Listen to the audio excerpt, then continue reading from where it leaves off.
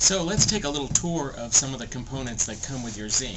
Remember when we unpacked it, there was this brown box. The different things you'll find in the box include the power adapter, the cord, a really nice shielded USB A/B cable. And the reason we call it A/B is one side is standard USB like you're used to, sort of the flat narrow one, and you'll notice the other side is square.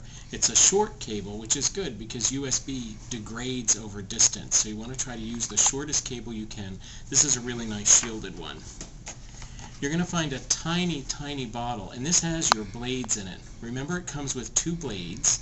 The regular blade, which has a red cap, so remember red is regular, and the blue blade, which has is for the thick cutting. That's more like your heavy textured cardstock, maybe grunge board, some of your thicker materials. Then you're going to find the blade holder, and you get a blue blade holder, two pens that you can use as you're learning how to use your Zing. Before you start cutting paper, you want to use these pens, and then a pen holder. Now there's some handy information on the box as well. You'll notice there's a small white sticker that talks about blade offsets.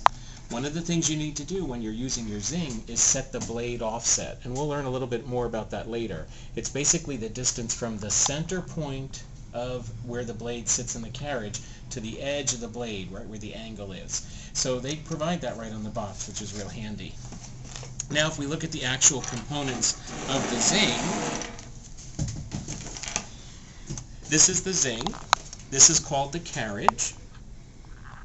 This screw is used to hold whatever mechanism you want to put inside here.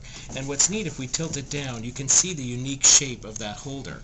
It works great with the round blade holders, but it also will hold any shape you want to put in there. Maybe like a Copic marker, which kind of has an oval shape, your own pens or pencils, they'll fit in there just fine. The on-off switch is here on top. Then you've got the pinch wheel levers, and all we have to do is press down on these, and you see it raises these two pinch wheels. So that's how we're going to open it up to slide in your material. There are three press wheels. Those are those three little rollers right there. Guides right here that you can set just by unscrewing, and then you spread them apart. So I'll go ahead and open one. You see how that slides across there. So we want to set this to be whatever width, say, we're putting in. If it's a mat, maybe it's 12 inches wide. But remember, the Zing cuts about 14.5 inches wide, so you can get wide material in there, which is great.